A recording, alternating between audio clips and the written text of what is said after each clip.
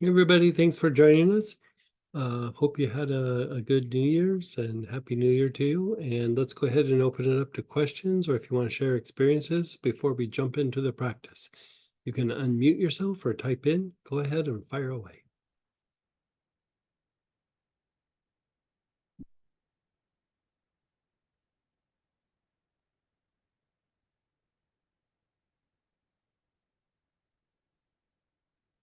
Logistics. Oh, go ahead, Robert.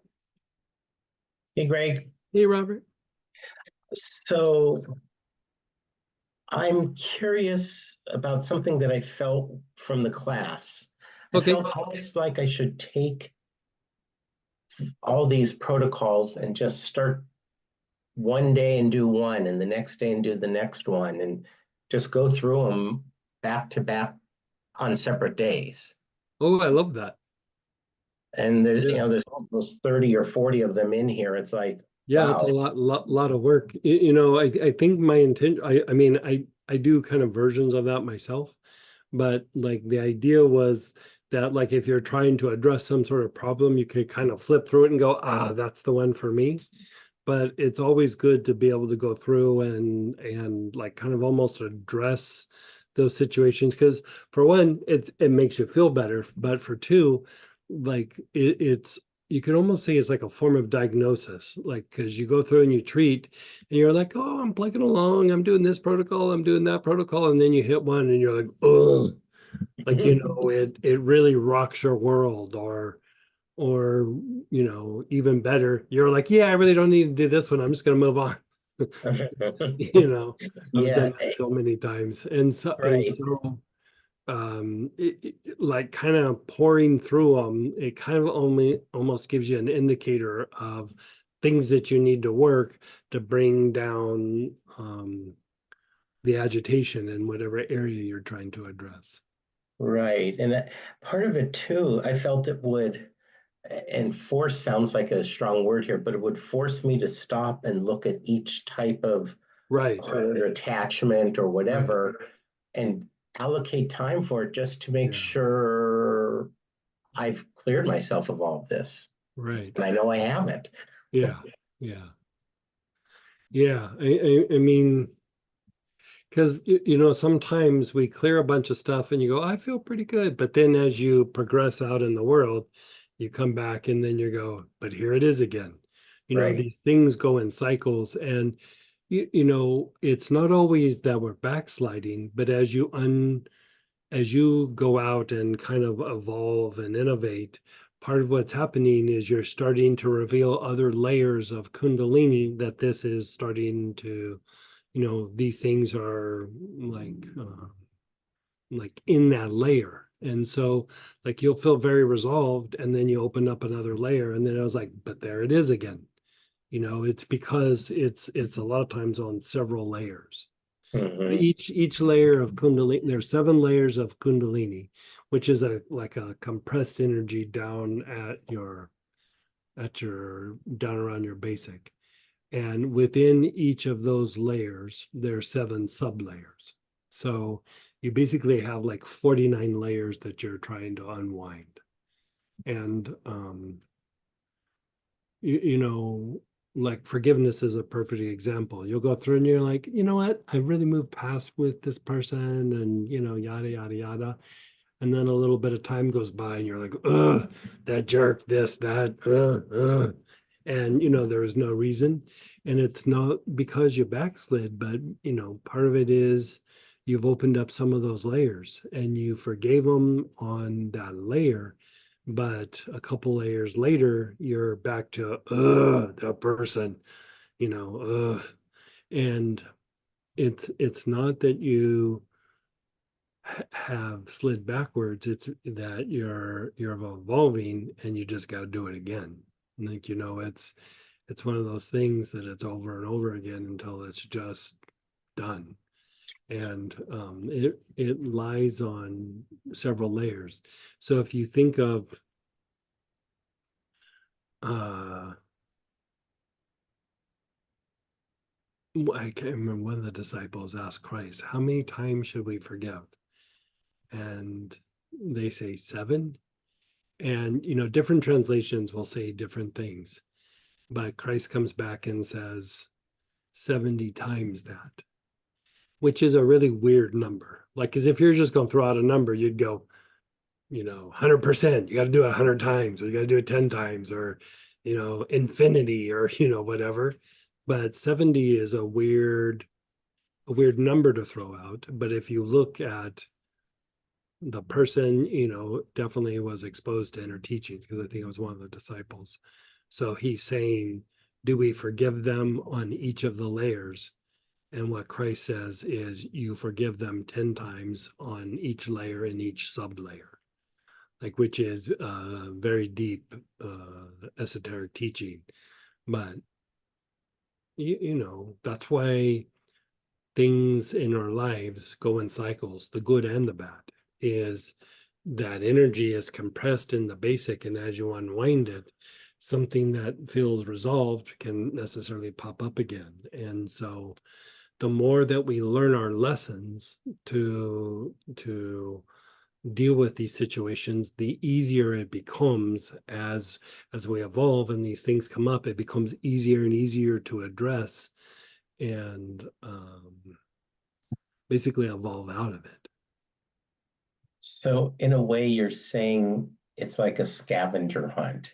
Yeah, And the better we get at it, the faster we find all the items, all the yeah, presents that someone's exactly. That's left a us. great way of saying it. Yeah, Okay, yeah. good.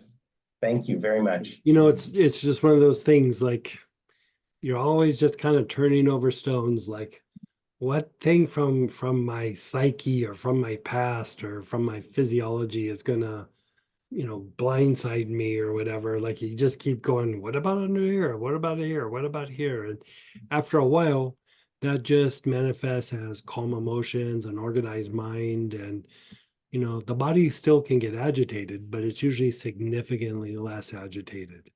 And then over a period of time, you get to the point where you can go, something fishy with that rock over there. Like, I don't even need to turn it over.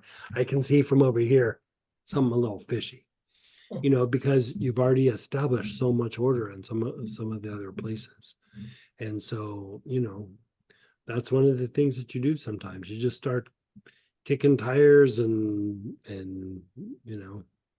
checking things out, and then you look to see what you know moves, or what um like, sometimes you'll be doing something and it was like, oh, that one knocked me out. Like, that's a very, very good sign. Like, that meant that needed to be, healed. Like, you're shifting or changing something. And then sometimes something might be a little bit agitating. It's like, you need to keep working it, because it's not even to the place where it's calming down yet. And so, you just kind of stirred it up, but you still need to kind of keep unwinding it. And so, yeah, it's a great way to evaluate, because our mind, our intellect already has like this preconceived idea, and it's not necessarily trying to uncover those things. It's trying to maintain what's already happening. And so that's why intuition is so good, is because intuition goes out and goes, what's going on around here? Like, what's under that rock? What's under, that part of the mind is very curious. And so, both are good. Like, maintaining Mhm. something is good, but also being curious and allowing for something different to happen is also good. Those segments of calm are a great place to be in to see where there's chaos. Right. And then you have to step into the chaos to change it, to Right. unwind it or release it. So at least you know what you're stepping into because you've seen it coming. Right. So I look forward to both kinds. And if you think about it, the more you calm down chaos, the more you can see deeper levels or bigger levels of chaos that's, beyond your everyday mind. And so the Right. more that you kind of do it, the more you kind of go, like, I see something a little bit deeper, a little bit over there, a little bit more subtle, but you know, yeah, that's literally the idea of the lotus coming up out of the mud is by going through and addressing the agitation or the chaos is literally you moving up out of the mud. Yeah. Okay, thank you very much. You're so welcome. And go ahead, Linda. Hey, Linda. Hey, so with Saturday's class, Mhm. a couple things I'm noticing. One, I'm finding that things that I kind of like really haven't thought about in forever are sort of surfacing, Mhm. and it's like, oh, I remember that. And I can see the connection to how that particular incident, for instance, is playing out in my life, Mhm. And I've never really had that experience before. But so I think with all the work that we're doing and that thing on Saturday in particular that was just really interesting because it kind of has stirred something up, And so one way is like you could say is bringing to the surface, but also that's usually a byproduct of um the movement in the mental body. Like, you're shifting over into intuition, and so all these things start arising. But literally, if you think about it, it's like a light expanding. You have those things coming up, but you're also kind of flowing past them. And the ones that are a little bit unresolved, you'll kind of get a little bit stuck on it, like you won't be able to let it go. And then you can go, I need to address that. But if you think about what happens when somebody has a near-death experience and they go, oh, my life passed before my eyes. That is a lot of movement that they had all these flashes coming as their consciousness and awareness was shifting. It's not that it's coming up to being resolved. It's just like you're blowing through that part of your mind and you're just seeing those things come up as you're moving out of that state of consciousness or that state of awareness. And so that idea of those things popping up and happening is, it can even happen with meditation after a period of time, but it's literally what happens when you're shifting from intellect to intuition. And the deeper the move to intuition, the more things just kind of start going and flying by your awareness. So super good for you. Yeah, super Okay. good for you. Good. I'm glad because it does feel like it's like showing me and helping me see the patterns that have been set up so that I Yeah. can let go. Right. It's like, there you Yeah, go. it will help you to like see patterns, and if it just kind of blows by and nothing really sticks in your mind and you forget about it in 5 or 10 minutes or something, I'd say, don't worry about it. But if something flies by or comes up into your awareness and you're like, that thing in high school, like it needs to be addressed, because it's like Yeah. you're in a process of movement, and it's something that's like we're getting stuck in so that we can't move. And so it just a lot of times, especially in the intuitive state, you just kind of tweak it a little bit and then it flows and you move past it. It's Yeah. like how we were talking about earlier a few months ago, where it's just like changing the frequency of the radio. You're not needing to get rid of the stereo, you're just needing to get the station to a different thing that's playing something different. And like trauma, for example, you can go through and you can release it and you can work it and you can process it. All of that is good, all of that is disentangling. But the deeper healing is when you start moving past it, like when you start just having those things flash and go by. And so if you think about, even like when we talk about helichrysm, it's like, okay, that helps to release the trauma, and then it helps you to move past it, right? So that movement past it is that going into more of that intuitive state where there is movement out of that. Like you could almost call it like a little cage or a little ball and chain or something that just holds you fixated in that area. And so if you think about what the way people describe hell, it's those things that don't get resolved that we have to still break free from even after we've passed. It's just little things that we've gotten stuck on, and it just takes a while to they'll say burn it off, but you're just untangling something. Mhm. And so it's really not a punishment. It's more of like hell is more of an un, a state of untangling that just takes a while, Mm, if that makes sense. it does. It's an interesting way to conceive it. Yeah, yeah. So one of I'm gonna call it a problem that I've run Sure. into is, especially after a whole day with you and the oils and everything, I have been noticing over the course of the last, I'm gonna say about a month, a growing tension in my sinuses. And after the class on Saturday, I was wondering if, is it possible to be overdosing on It's probably maybe hold the oils? oil a little bit farther away from your nose. Yeah, because maybe I'm Yeah. overdoing it. Yeah, Yeah. it can be like, especially some of the oils might be a little intense on the mucous membrane. So like maybe just, instead of real close, like maybe an inch or two away. Okay. Okay. Yeah. Yeah. Because something's also developed in my eye, and I've got an appointment with an ophthalmologist, and I'm just wondering if it's even related to this process that I've been in since August with you. Um, and so the last couple of days I've stopped like using oils and just doing the breathing Mhm. patterns. Mhm. But and the thing with the eye, but it's interesting because it's like I haven't had any pain yet with the eye until January 1st. It's suddenly there was actually pain there. And I'm like, I don't know what's So the eyeball is painful, it's or so there's been this red spot in the lower lid of my left eye. And my naturopath thought it was like a clogged gland down there. like yeah.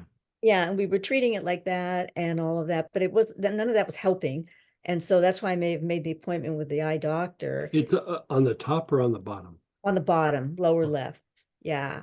And so, but there hasn't been any pain or anything like that. But I've noticed on January 1st that there was pain in that lower left corner of the Mhm. eye, in that Mhm. area.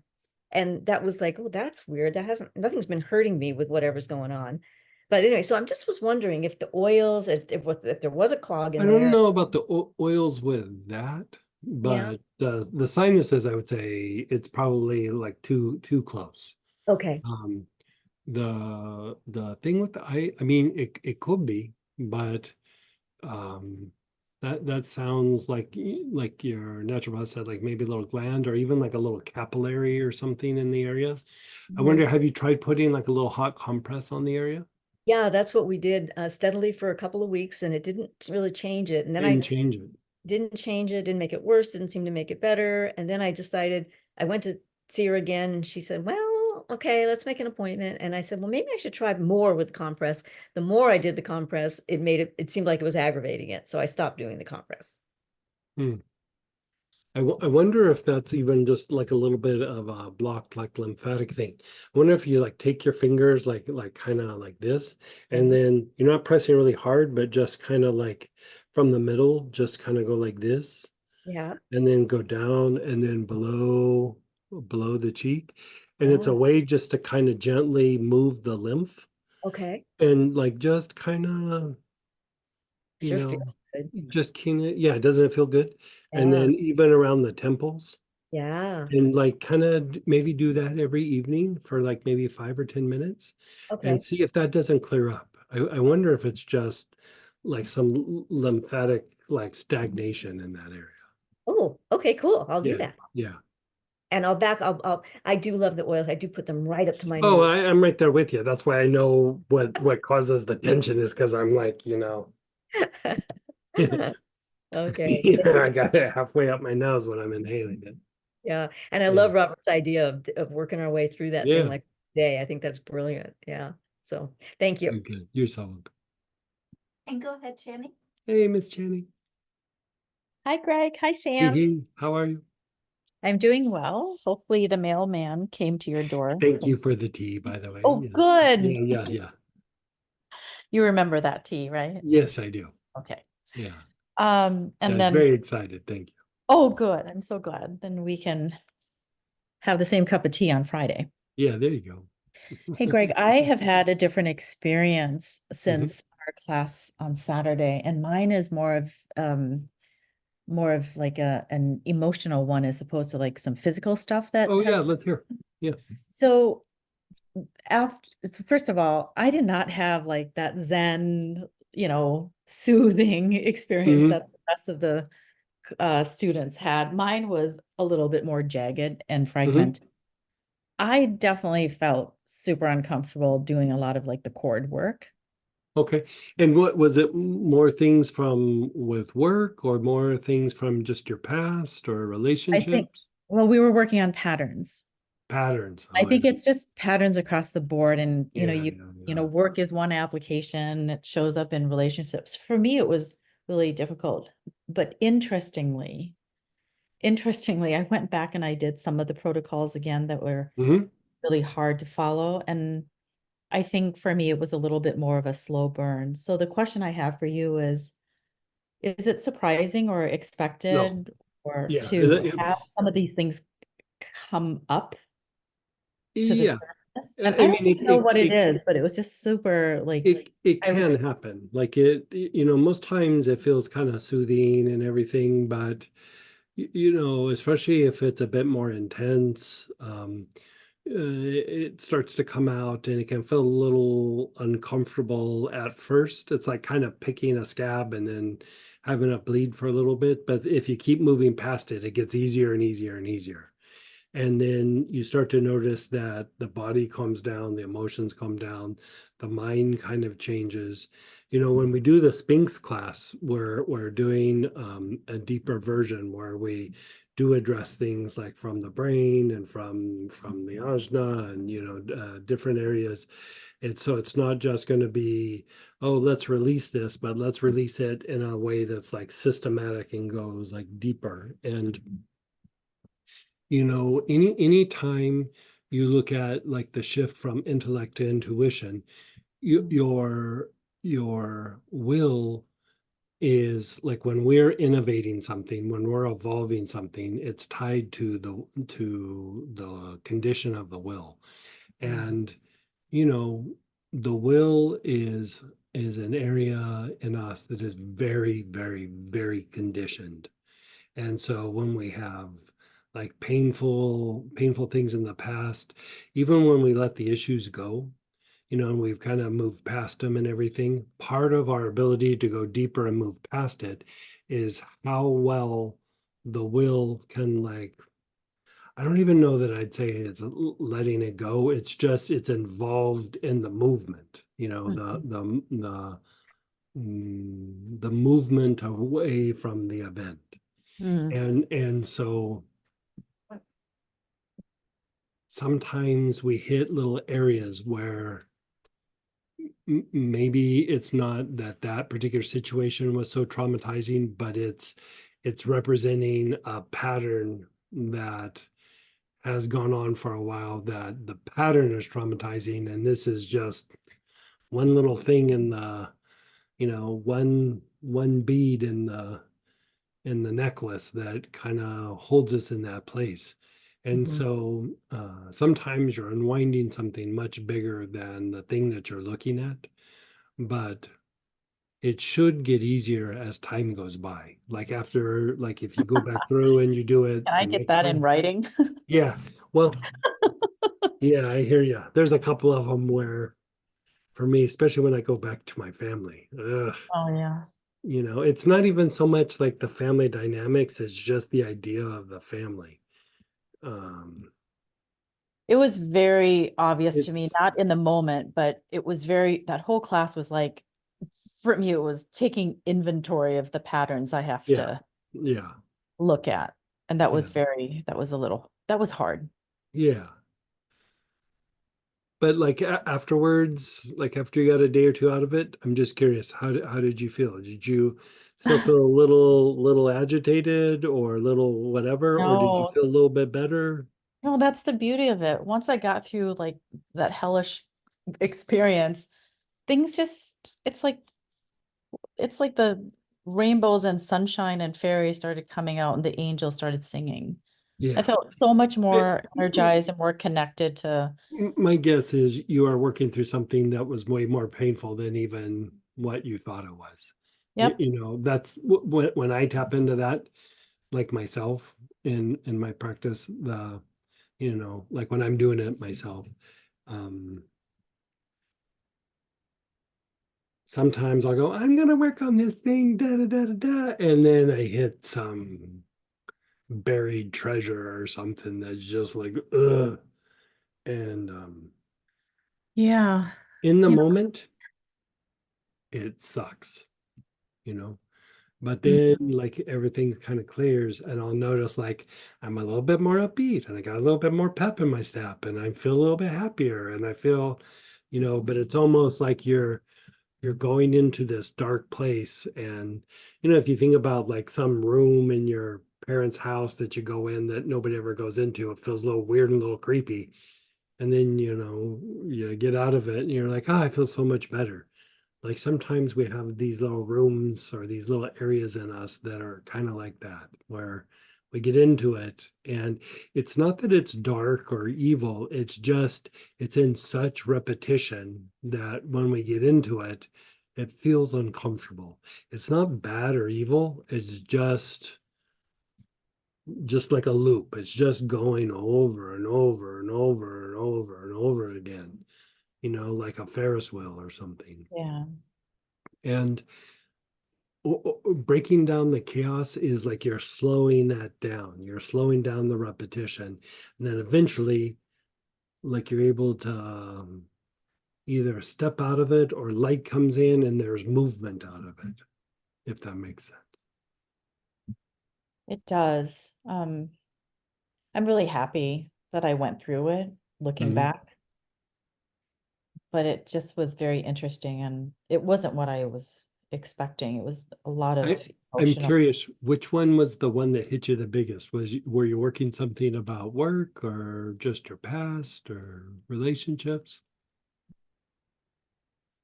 Well, it shows up in work a lot, as you know, Yeah, because that's of the different. what I Yeah, suspected. Yeah. it shows up in work, and I started, when you had us focus on the situation or the person, I went to the same, all the usual suspects. But it actually went that pattern and that experience and a lot of interjection, by the way, Hmm. really came during childhood. Hmm.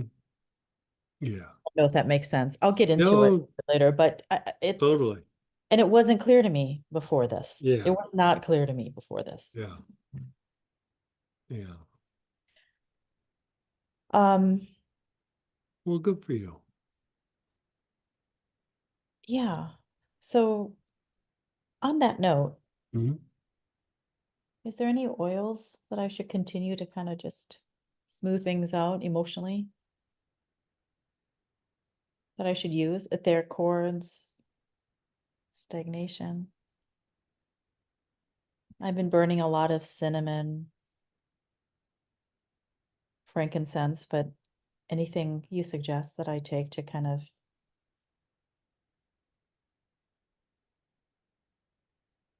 help, just clear out some of the cobwebs.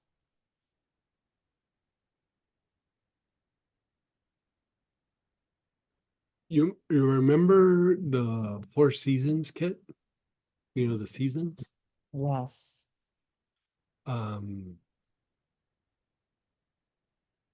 Use autumn Mm-hmm. and then go basic, solar, ajna, and crown. Basic solar ajna and crown. Okay. Yeah. That should, what's the term? Put the pedal to the metal. Like it'll make you blow through it. It should. I mean, you could do all four of the seasons, but I think autumn is where you're getting like the little, like it's in the beginning of the falling away. Like autumn is like, okay, things are done and we're preparing to let things fall away, learn our lessons, and then start the next cycle. And Mhm. so autumn is a common place to get like a little hiccup. Because the four seasons are basically the movement. It's the movement from dark to light or from intellect to intuition. And so, you're looking at the movement is 4 stages, and that stage is a very like easy to get things going in spring, and then summer you're kind of riding the momentum, but usually the hiccup can be in autumn. Okay, that sounds good. That Does that make sense? it really tracks with me for sure. Yeah, Absolutely. And on the second, after the long weekend of, just this practice and Mhm. reflecting and meditating, two new doors opened for me yesterday. Well, tremendous. Yeah. You know, like this is what I would say about this is, have you ever noticed like you'll be in a group setting and it's going to be different situations, different scenarios. It's usually not across the board, but like people will behave a certain way towards a majority of people, and then when it gets to you, they do something a little weird or a little different. Like, it's like they're a little harsher or a little bit shorter Mm. with you or something. And it's not everywhere, but it's like in a certain area, right? Yep. Um, like part of that is there's an inner movement that is stuck, and it's causing like people are reacting to that place that you're stuck.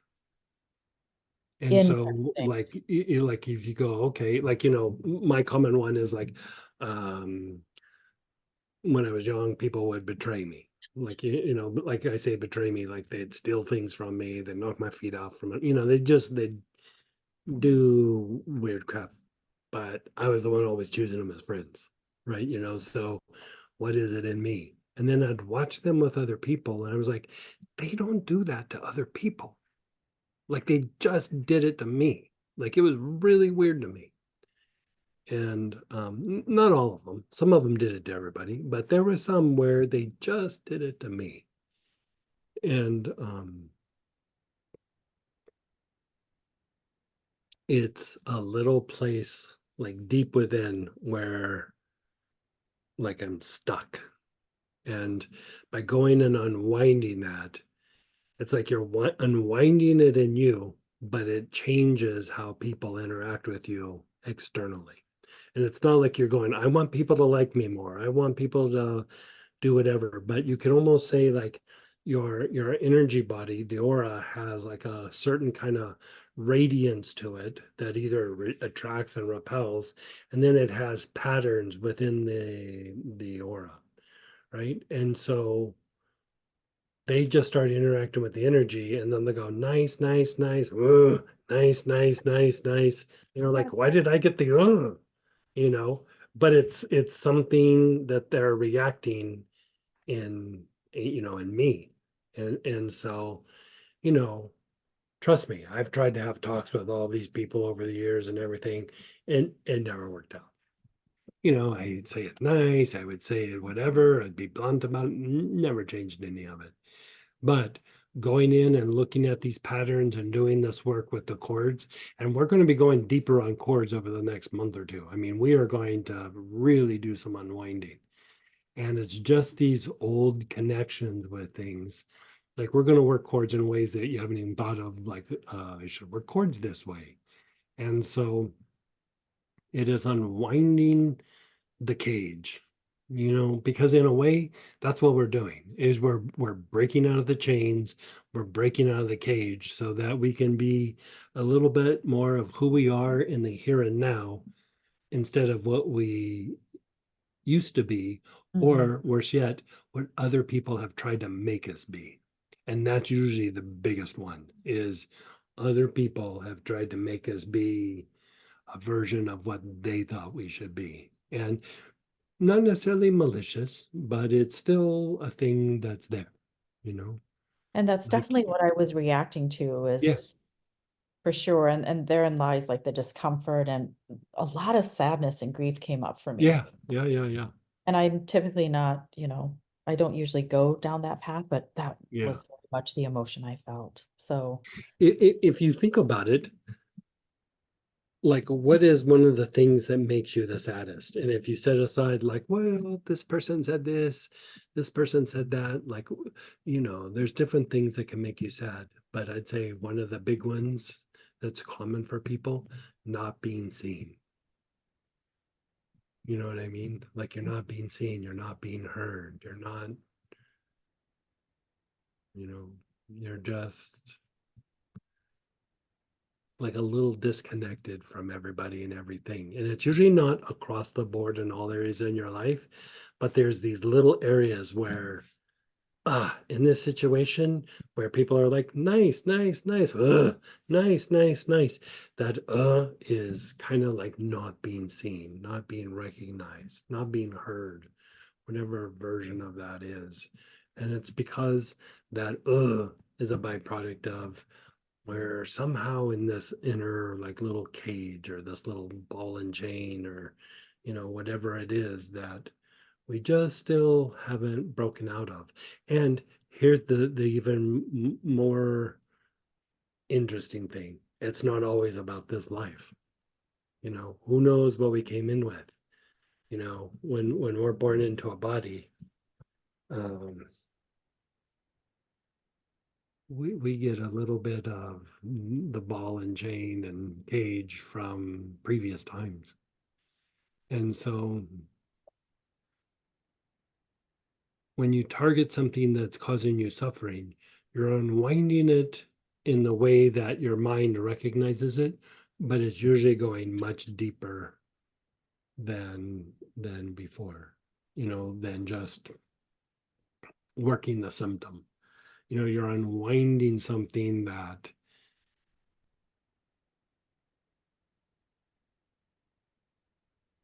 it will resonate with you in a way that's much deeper, like in your inner self, rather than the social self, where you're interacting with people and you're like, I'd really like to get acknowledged or this or that.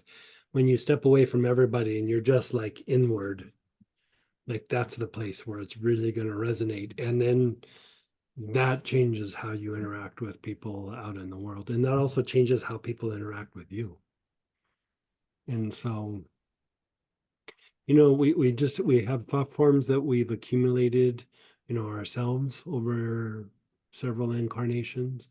And sometimes we have little struggles that we're shedding, but we just quite haven't gotten there all the way.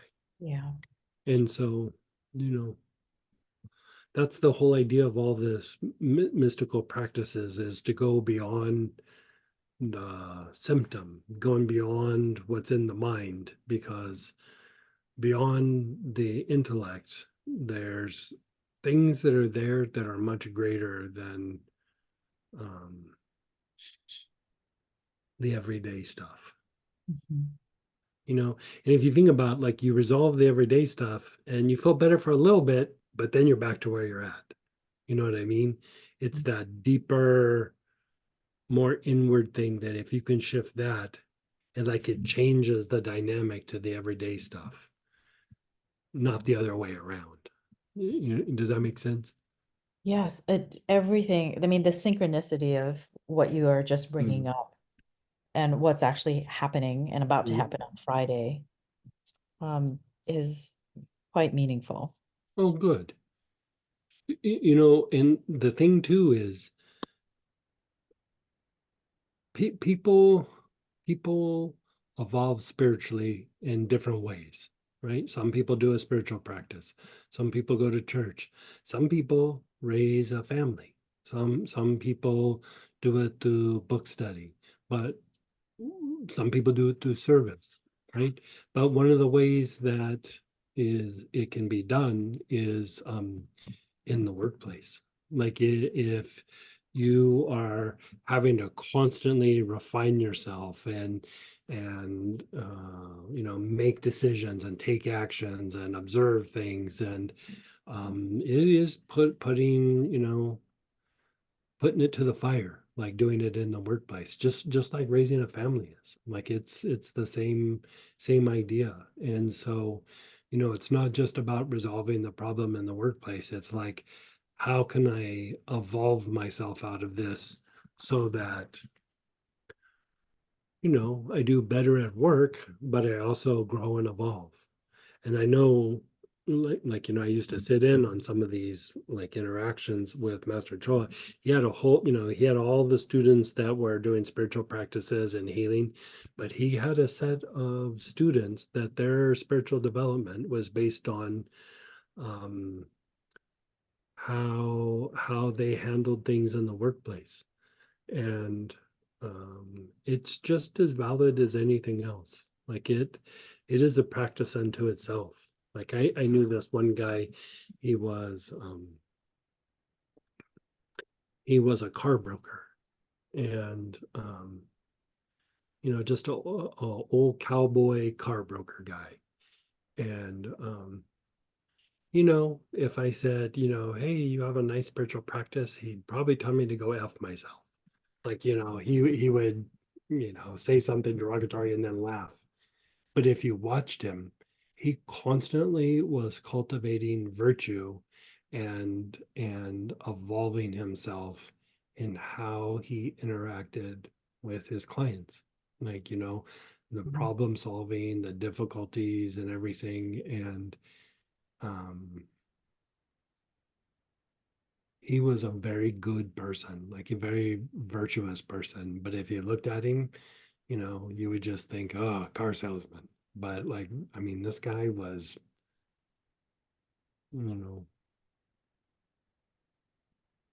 I'd put up what he did. Like he got more out of that than he would have if he spent a bunch of time meditating. You know, the meditation might have helped him do it better, but he got a lot out of like doing his job well. Like he, you know, he had some like, you know, he took pride in doing something well, but like I mean, he went above and beyond um without a lot of times even being asked. You know, it was just like he would say, like, if somebody asks me an inch, I give them a foot. If they ask me for a foot, I give them a yard. They ask a yard, I give them 10 yards. You know, that was just his mentality. And you know, even in that setting, he's doing service, you know, even though it's about cars and vehicles and things like that, it was still an act of service, you know. That's really great. Mm. That was great. Thank you, Greg. You're so welcome. Happy New Year. You too. And go ahead, Robert. Hey, Robert. And back again. Looking in the book from the weekend, did we do anything in the third section about cultivating the Yeah, Eightfold I was Path? I was gonna do something tonight, but yeah, that was just me, you know, my little Buddhist self. Like Okay. I can't hold back and like throw a sprinkle a little like Buddhist stuff in there from time to time. And so you know, there's a lot to be said for the Eightfold Path, which is that. And the other one is, you know, because it helps with facilitating the movement. And then the other one is the Ten Commandments. You know, the Ten Commandments are about helping to facilitate movement. Because, like, if you say, like, okay, you take the commandment, thou shalt not lie. So if you think about like how you're doing things in the workplace and say you're at work and you tell some big lie or whatever, think about how much time and energy it takes to manage and maintain that lie so that it doesn't blow up in your face. It stops your inner movement and you become like fixated or kind of bound to that act that doesn't allow the movement. And so it's not like you're being spanked, but it's just like you almost have inflicted something on yourself that minimizes the evolutionary or healing movement that keeps you in a place that now you begin to suffer. And so, you know, I almost threw in the Ten Commandments as well. But you know, I don't know. That could be another study group. Yeah, yeah, we could pepper that in somewhere. You know, even looking at this list, I'm probably going to expand on this list just for you guys to have more of a recipe book. You know, I'm trying to compile that stuff to a higher degree. So that you guys have like a set of references where you can just flip and Yeah. go, "Ugh, that's what I want to do." And so, yeah, but like I think we'll do one I'm loving night that before part we, of it. yeah, Okay. Yeah, I'm yeah, loving the cookbook style because when I'm sitting with a client, I can sit there and go, which of these is it? Which right, would be the best for right now? right. And for some of the clients, it's like, oh, here's four possibilities. Which do you want to Hmm. do? Hmm. And they love that kind of thing. Hmm. And then it helps them see in their life how they can bring change themselves. Yeah, yeah, nice. Yeah. And you know, like the materialization breath is a good example. It works really good for some things, and then there's some things not so good. And so if it works for something not so good, I didn't put it in there. Like it's not like it's like, oh, this does something universal. You know, it's even the thing with the chords. Like we're working the chords. There's some things that you can work and it's like, oh, so deep, so profound.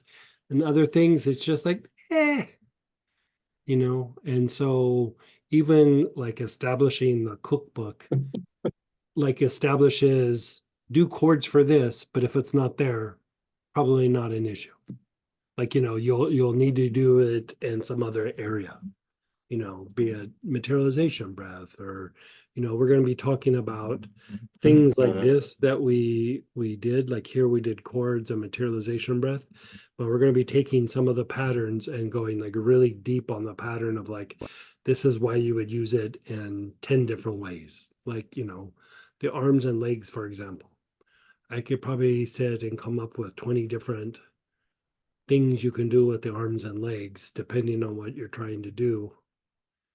Um, you know, we've talked about maybe 4 or 5 of them, but you know, I'm going to put it all in like a cookbook so that you can go, okay, what about this? And like you can kind of pinpoint the things that you want to address, and you can use certain patterns or protocols to unwind it. And if it's not there, it might be that I didn't address it, but most likely it's probably that that particular approach doesn't work good for that particular issue,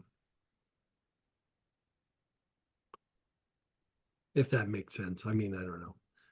Like, I think I almost need to lay it out for you guys to, Excellent. like, I Yes. have the picture in my It's head. about I don't know finding, how well I'm generating the picture you in your can head. You try know what I to mean? find.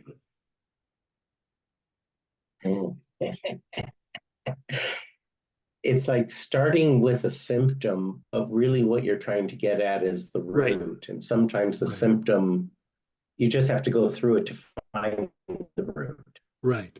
Yeah. I mean, And so treating things, I've learned and that I understand and to understand that is really important. treating symptoms is very good, but usually Go symptoms are ahead. just a reflection of something else. You know, so like even when you have like a symptom and you go, okay, well, this is going on, Yes. that's going on, that's probably a digestive issue, there's some functional issue, and then you keep going deeper and deeper, and then you can have a person that presents with like 12 symptoms, and you're like, boy, what's going on here? You know, and so one of the things is to like establish the cookbook. But one of the classes that it's going to be a free class that we're doing next month is like establishing like certain targets that need to happen for there to be healing. Like we're just going to go through and mechanically like address like the state of the body, the state of the emotions, the state of the mind. Not like let's release stress, let's release trauma, but you know, reduce the agitation. I mean, we're actually doing some of that in the Sphinx class where we're calming agitation in the body and the emotions and the mind and the instincts so that the next step can happen. But if you don't get that down, the next step really can't happen. Like you're trying to make it happen, but it won't really settle in because those things are not been resolved. And so, um, I'm working to pull it together so that you can just open up a book and go, "Ugh, this is how we address it."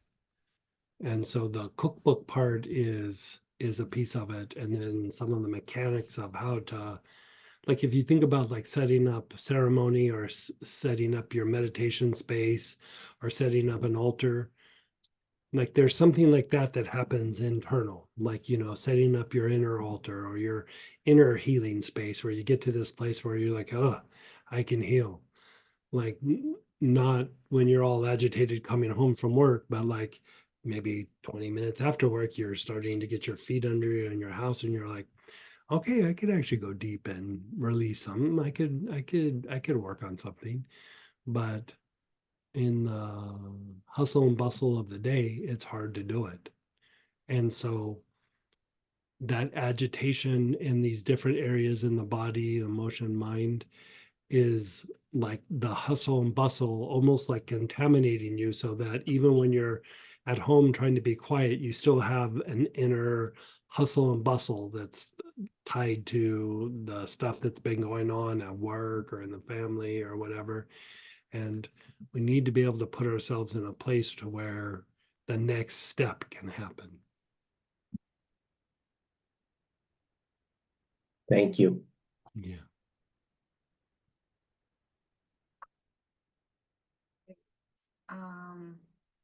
Okay, let me address this really quick. The newsletter, I accidentally wrote the wrong date for the free class. The Sphinx class is the 12th and 13th. That is a brand new class. That is a pay class, and early bird goes through Monday. And then the free class weekend is the weekend after that. Mhm. And so I'll get that up on the website. My apologies for that mix up. So it'll be, the free class is January 20th and 21st, and the Sphinx class is the 13th and 14th. Mhm. So, Yeah. sorry about that. And then someone's asking, someone who chronically exaggerates, does that function as a lie or falsehood energetically? Exaggerate. It's probably a little bit of a falsehood. Yeah. I mean, sometimes it's not so much that they're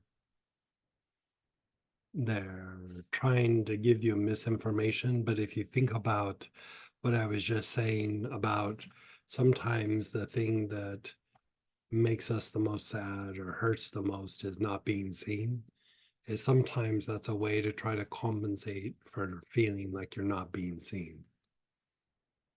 You know, so it's usually coming from a place of pain or frustration or not knowing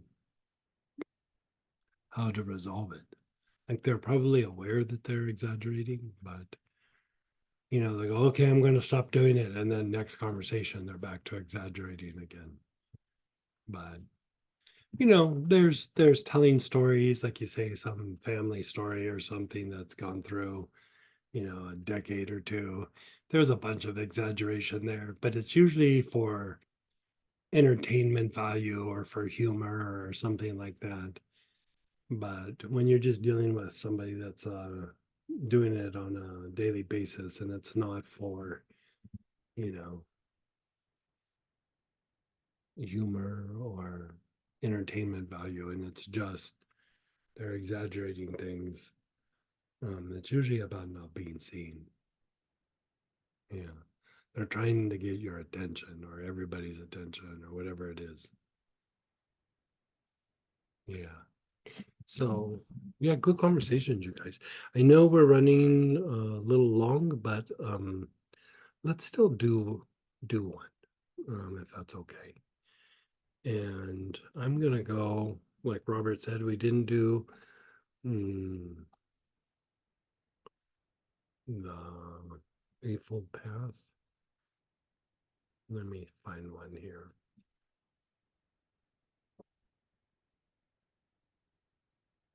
And if you guys don't have the workbook just up for yourselves, Andy, I did put it there in the chat for you. The link.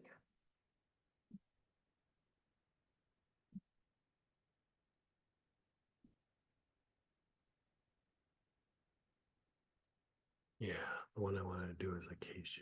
Oh. No, yeah, that one's too hard. Not enough people are gonna have that.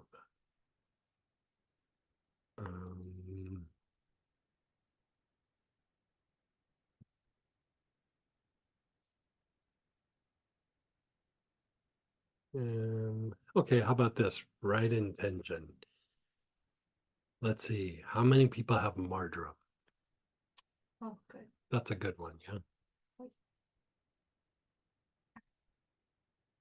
So, You don't have marjoram, let me know, we'll find you a substitute, but marjoram is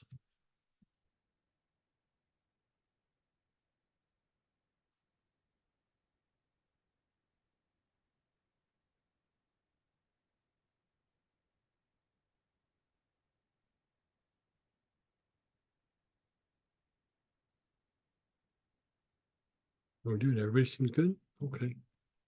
You know, when I'm doing the paperwork and everything, our top selling oil that's either in kits or gets sold or whatever, number one is marjoram. Just a little piece of trivia or whatever, fun fact. And substantially it's marjoram. So marjoram does a lot of good things. So here, this is about cultivating wholesome intentions and thoughts.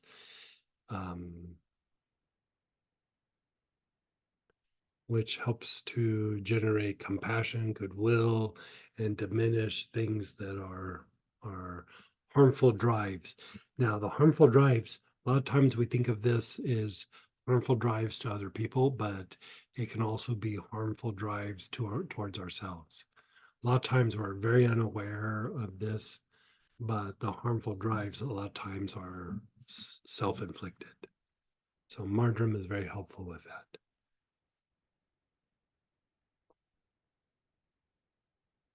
So if you can visualize the thought process or your intention, like if you can reflect on your intention in some of the situations, you can do that. If not, just sit with your awareness on your heart. If you want to inhale the marjoram with your awareness on your heart, go ahead. But just sit for a moment with your awareness on your heart.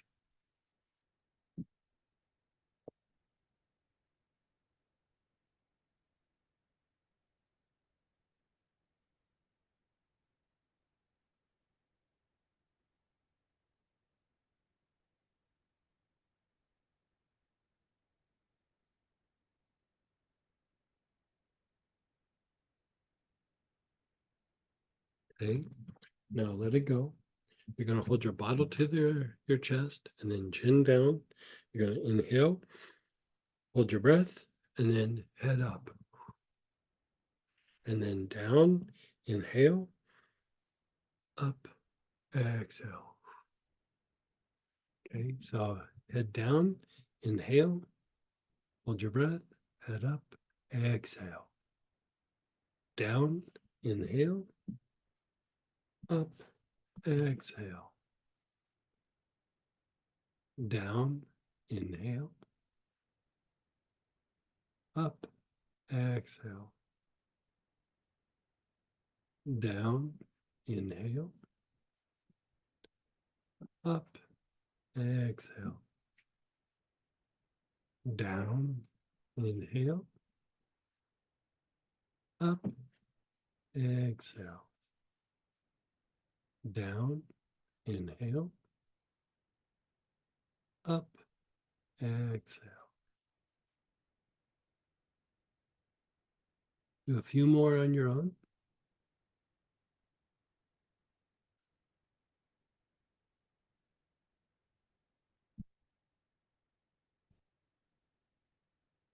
And then just be still.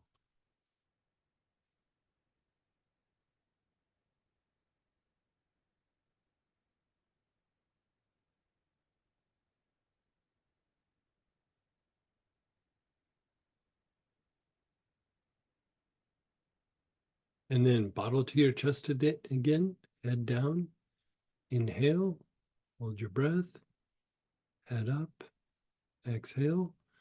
Do about 8 or 9 more on your own.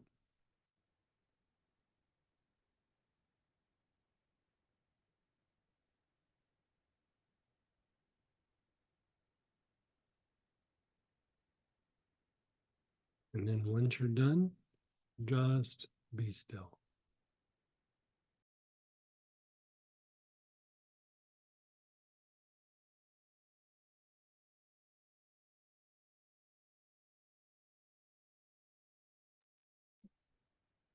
I wondered if that's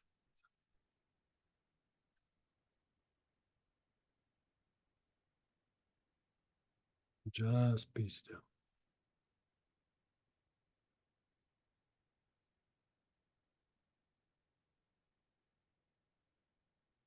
Okay, so now you're going to inhale. Your awareness is on your ajna, the area between your eyebrows.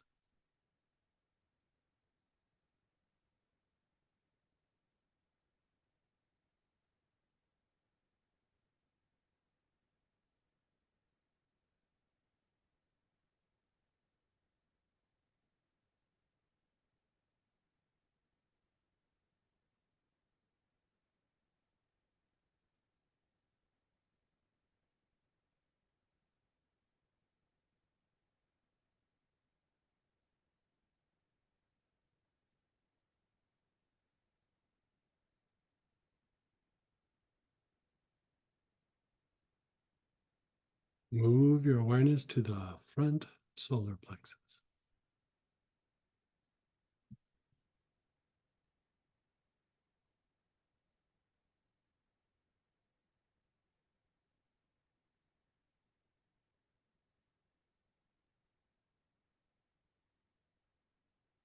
Long, slow, deep breaths with your awareness on the front solar plexus.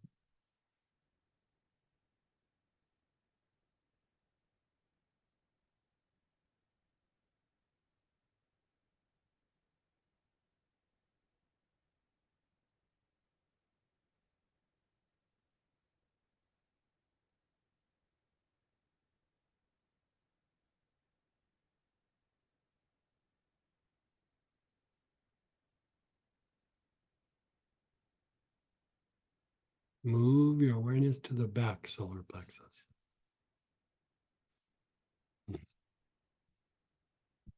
Yeah, I just got a "this is awesome" from Samantha. Yeah.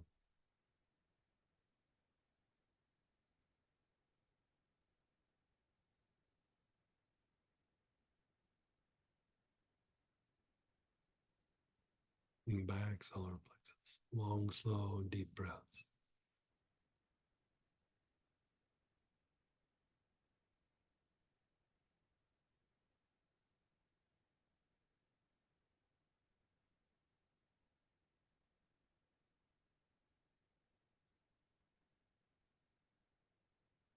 Move your awareness to the bottom of the tailbone, the basic.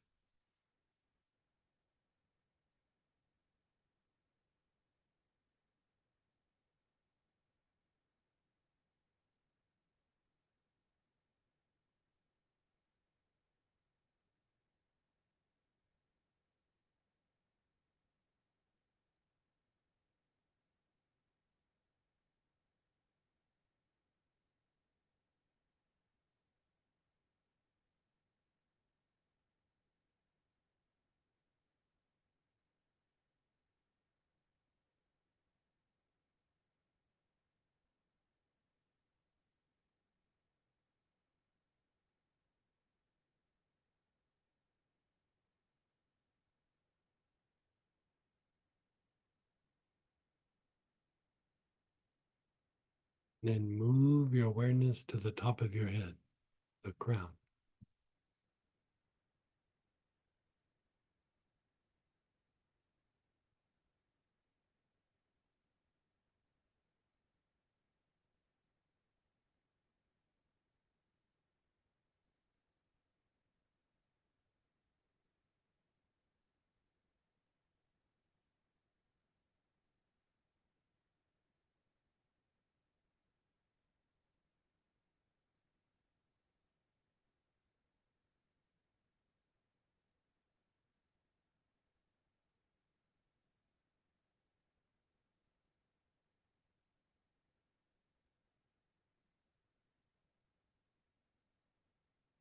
And then just be still under that feel.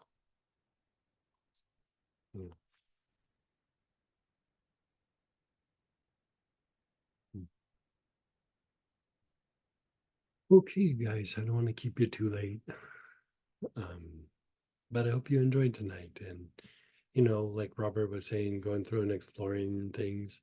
I mean, if you have a few of the oils, maybe even explore the Eightfold Path. It's one of the practices I like to do. So anyway, well, hope to see you. I think a lot of you have had the class on the weekend, so we are mixing it up a little bit. I hope you can join us. Remember, it's a free review, and we're going to do a very different version of it using all the same oils, but very different. And yeah, we'll go from there. So, Go ahead, Barbara. hey, Barbara, how are you? Okay, I had a quick question. Yes. When we went through this and when we, at the front solar plexus, this situation from decades ago popped up where I know my intention was not aligned with what I would like it to be. Would I go through this again as it is? Is there something else I should do with my awareness on that situation? So that brings up a very good question. So I would go back to, let's all do it together. Let's go back to the chords and let's go to number 4, situations. So you're going to pull out either your ironbark eucalyptus, your rue, your St. John's wort, or etheric quartz. And if you had something like this pop up for any of you, you're going to do something similar, but this gives you kind of an idea. We didn't talk about the interactive nature of this, but that's where this is all going. And so think of the situation. We'll use Barbara as the example. So she's going to go back and think of this thing that popped up from, it sounded like a couple of decades ago. And so Like 4. 4 decades ago. So you're going to think of the situation and then begin inhaling whichever oil that you chose. Take some just long, slow, deep breaths.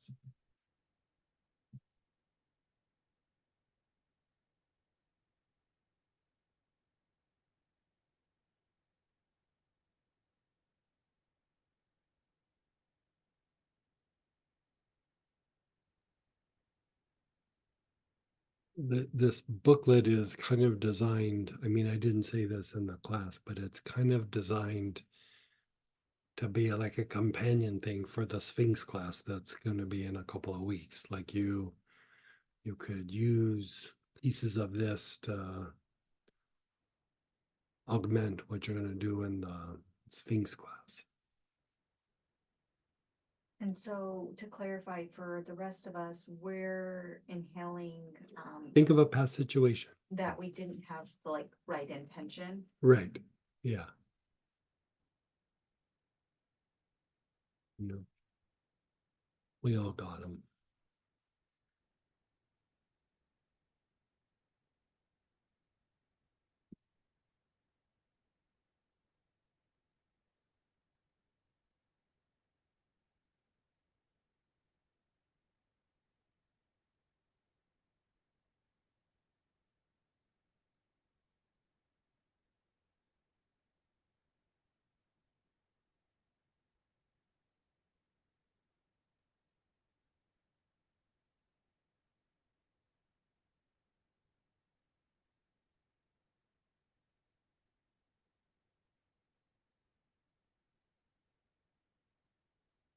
And then just let go for a moment.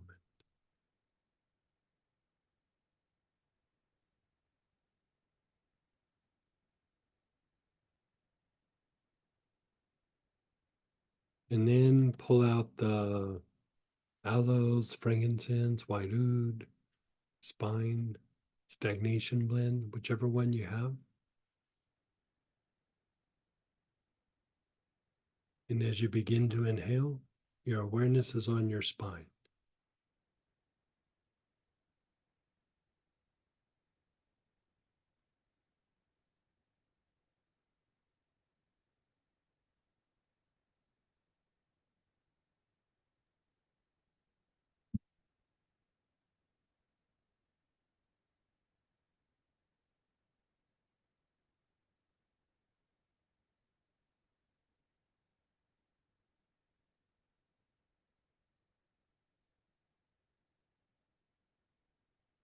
And you said awareness on the spine. Yeah.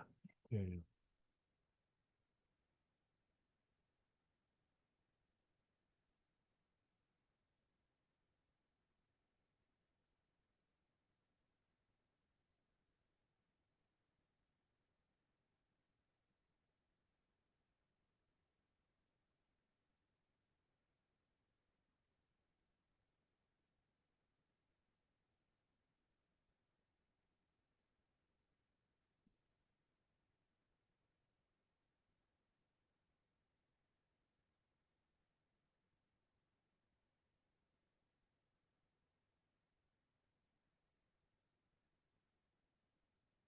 And then just pause.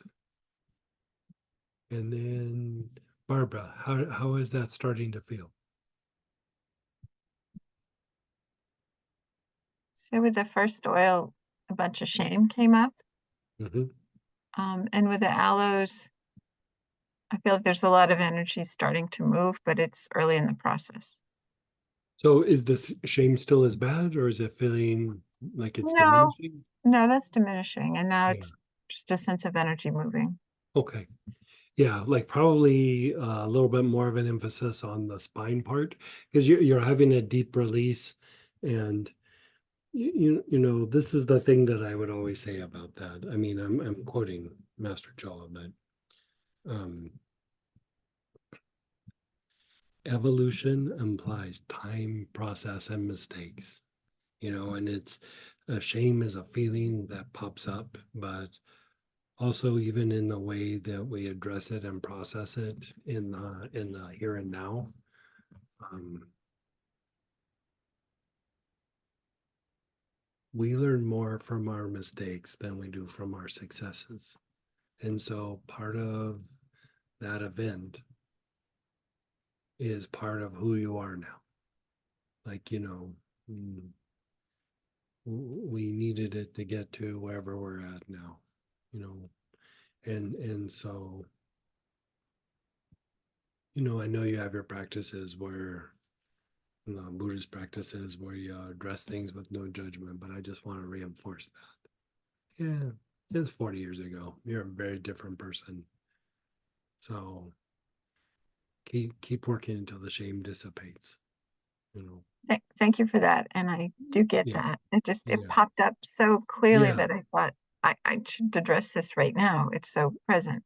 Well, the reason that I also say it is like you know in the here and now, like you know like you said, you have your practice and everything now, but sometimes when these things come up, we're more there than we are here.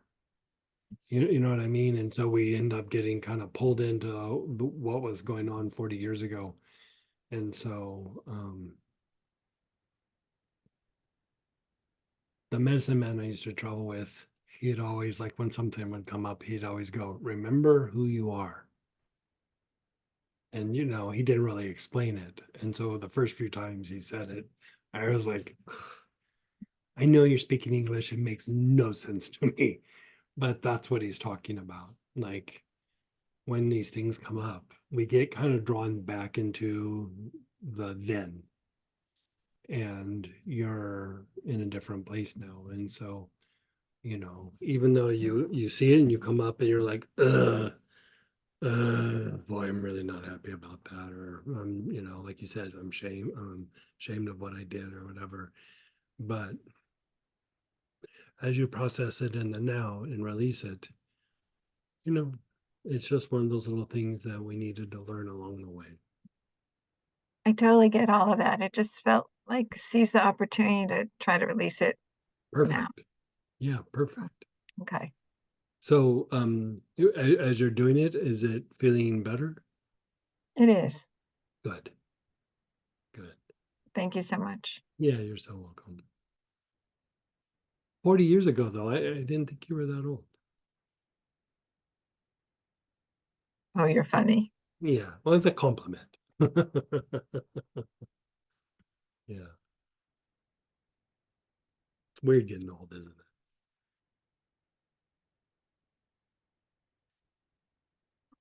Okay, so we have some questions coming in. Sure. Okay, why are we doing segment 4 instead of segment 5 for Barbara's past event? I mean. Yeah, I just jumped to situations just because she was in it with the here and now, like at a road. You still could probably do it that way, but it was just because it was a situation now. Past events, you're kind of looking to go back and stir something up that you're not really having an issue with. Situations are like something that's more active, and so since it came up, I just viewed it as a situation, even though it's 40 years ago. It's still, because it arose, it's active. Yeah. So thank you for clarifying. When Barbara, so you were talking about working something on our own and you were ending. Your voice dropped off. It was then Barbara spoke. So maybe it was right at the end of the Eightfold Path process we just did. Do you remember what you said? I don't. Yeah.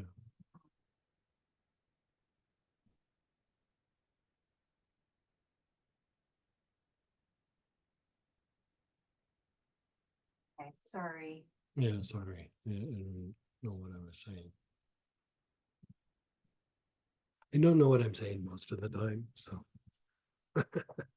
Which number is Eightfold Path? I don't think it's clear that, so it starts. It's the section 3 that's at the very end of the booklet. So section 3, trying to see what page that starts on, so it's easier. Oh, there, thanks, Robert. Page 25 to 32 addresses all the different Eightfold Path. Yeah. So with this process, we did that Eightfold Path, and then we did the chords. Is that how we would normally work it?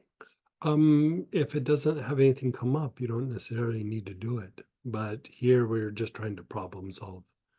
She had something come up, so you go back and you go back to the beginning and go, okay, let's work the chords, let's work the. But a lot of times you'll do this and nothing comes up. You're just working the 8 aspects.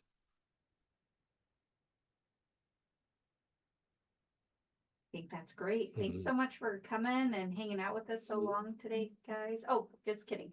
Denise, Deborah, sorry, I didn't see your hands there. I was looking at my other screen. Go ahead, Denise, then Deborah.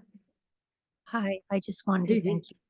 I really wanted to thank you for doing the segment that Barbara really was wanting. It helped really clear something up for me as well that was really old as well. So, And something that arose when we did that? yes, Yeah. yeah. And it was a long time ago, and I really just needed this person, to be honest with me. You know, it was pretty impactful. You know what I'm, so thank you very much. And thank you to Barbara for, Yeah. yeah. And you know, like just when you're doing the materialization breath, you're bringing light into the situation. But if you notice in the Eightfold Path, it has the aspects where we go ajna, solar, basic, and then crown. So you're working 4 different aspects of the will. And in that, you know, how we were talking about, like, oh, you have to manage these things that happened way back in the day. And it's like the will kind of goes, ah, and then something comes out that's been bugging you for so long. But a lot of times it's in the unconscious. And so it just allows it to surface and come out in a way that is relatively gentle. And you know, especially once it's passed, it's usually very, very soothing. Well, I realized In the moment, it might feel a little weird, but as it passes, it's like, oh, like you can feel something like soothing, very, very deep.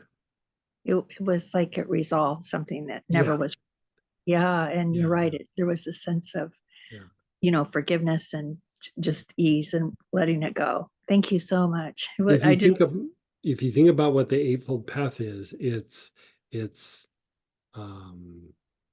8 aspects for resolving chaos. I mean, it's bottom line what it is. Well, we're gonna have to work more on Yeah, that this yeah, year. Yeah, I mean, we could have made the day just about the Eightfold Path, but I was like, you know, we might come back around and do that at some point, but we'll do it in a study group at some point. Very Yeah. good. Excellent. Thank you. You're so welcome. And then go ahead, Deborah. Hey, Deborah. Hey, Greg.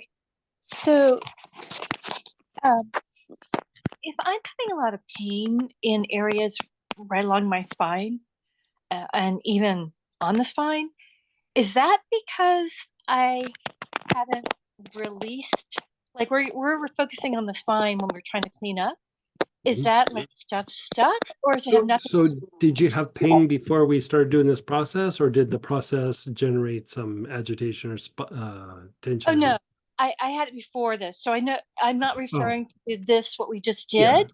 But I've been working a lot of stuff, Yeah. and then suddenly my spine has like really been hurting. So as you've been talking about the spine as a place to really clean up areas, I Mhm. was just curious if that could be contributing to the issues. I mean, it can be contributing, but it's probably not the cause. Like, Okay. you know how like sometimes when you're like going through something, all of a sudden all your old, injuries or wounds or areas that are compromised feel a little crappier.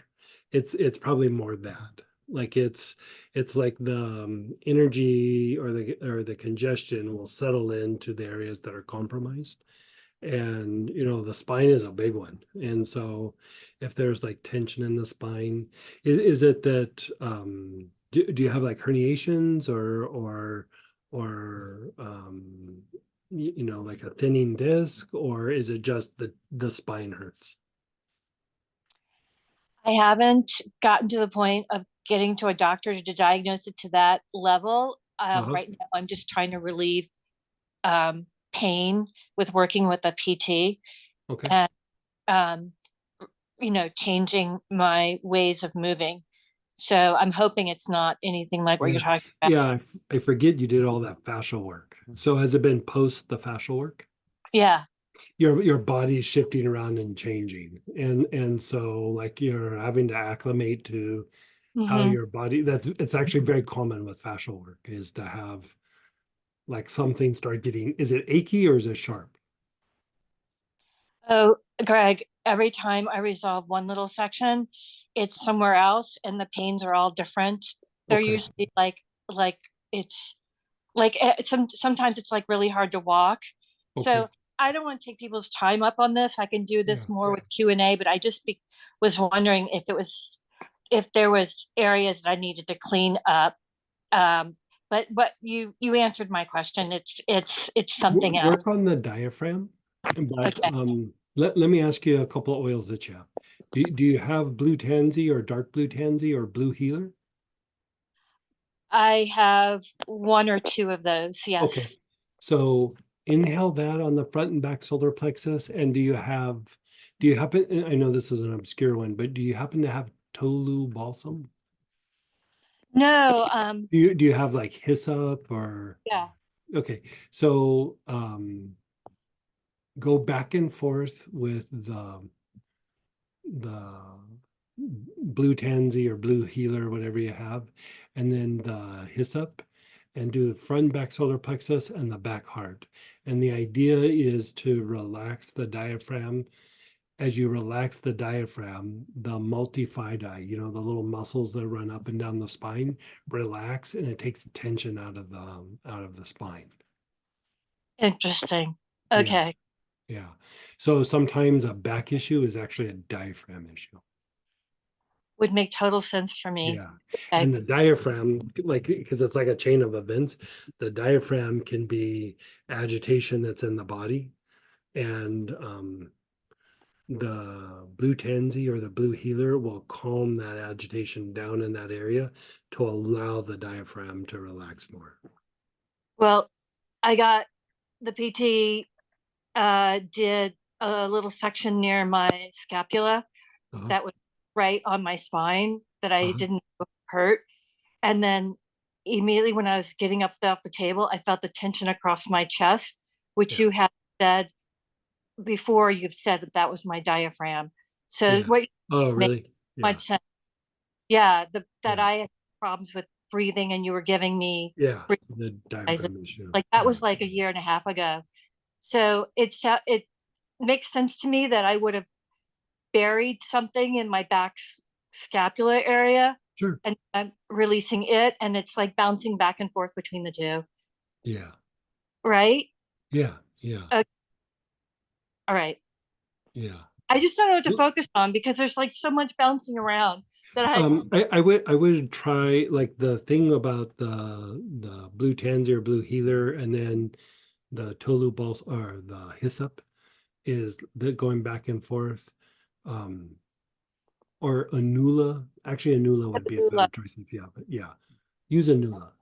okay, Uh, you're helping to relax the diaphragm, but then you're also relaxing the state of what the diaphragm, like the state of the diaphragm. And sometimes what happens is, fight, flight, and things going on in the nervous system and then agitation in the body. Like there's three areas where it will really clamp down. One is the psoas, one is the diaphragm, and one is the sternocleidomastoid. So you're trying to calm down that particular issue, so that it's not just about relaxing it, but you're also like calming the nerves of it. And I would say that if you wanted to do a deeper dive on it, you know how we were doing the etheric chords? yeah, Do it, but with your family, but non-specific to a person. Just think of your family. Like great. generational stuff manifests in the solar plexus, like in the diaphragm and the solar plexus. Okay, Yeah. And it's not like, oh, this person said this or this person said that. It's just, releasing the programming. it's not even programming. Sometimes it's just, how we go through and we're releasing energy from a situation or a past event. You're releasing energy from a bunch of past events that had nothing to do with you. It's not even like there's some programming in there, but it's much more than programming. It's just the icky stuff through the generations. Got it. Yeah. It can be very liberating, like working, not going, oh, my dad, oh, my mom, just Mhm. like the family unit, like, just tap into that and then keep working it. We're going to go a lot deeper on that at some point, but that's a good place to start. Diaphragm, front, back, solar plexus. When you're thinking of the family, you don't have to put your awareness anywhere other than the family. But the area that you'll have to clean out with the oils that we talked about is the solar plexus and the diaphragm. Okay, Yeah. thank you, thank you. Yeah, you're so welcome. And if there's any hiccup or something, let me know. Okay, That was a really. little bit of a pun. I didn't realize it. Hiccup because you're dealing with your diaphragm. Oh, I needed that humor. Thank you. Yeah, you're so welcome. So you had mentioned, I think also back heart. Am I making that? Yeah, just because the back heart is also associated with the lungs, and the lungs help to unwind the diaphragm. And so it's doing all three of those. So front, back, solar plexus, back heart with the blue oil and with the hyssop or Anula. Yeah. I want to make sure I didn't put that in wrong. Yeah. And go ahead, Laura. Yeah. Well, that's interesting what Deborah said. Hi, Greg. Mhm. I woke up with horrible back pain, lower back pains. And it never occurred to me that it could possibly be part of the class. And I've been dealing with it all week, going to the chiropractor and stuff. thinking it might be disc or something else, and this is very unusual for me. Hmm. But it changed everything I could do this week. So Yeah. I appreciate whether it's disc or whether it's this, Right. I'm definitely going to follow through. So yours, does it hurt side to side or up and down? It is, it's on the left side, and I wasn't able to, like by Monday, I had a hard time standing up from, I could get to a certain place, but to straighten up just sent a stabbing pain. But it was on And the side. It wasn't in the spine.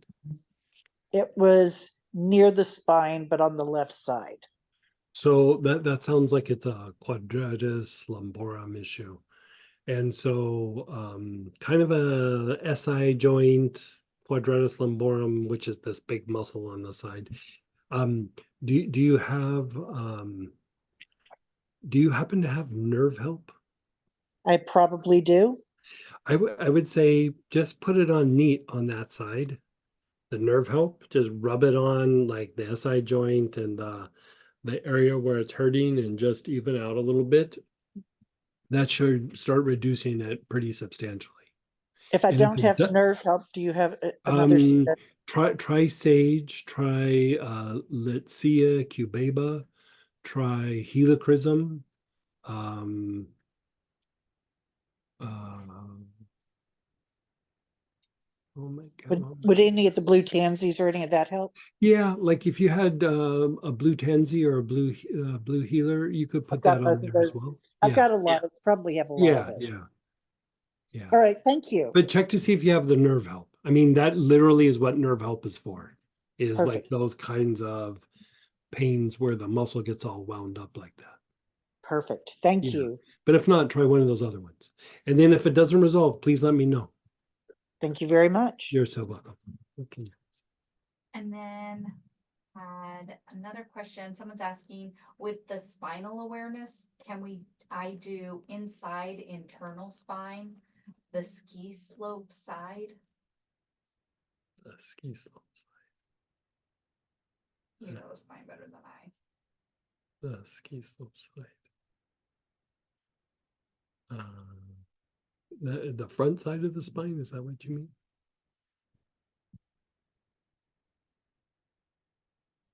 Yeah, I mean, you can practice. Yes. So yeah, okay. Front, yeah, you could totally do the front side of the spine. Yeah. And again, great session tonight, Yeah, guys. yeah. Thanks for all your feedback. All of it was so good. Hey, you guys. Take care. Hopefully, see some of you on the weekend.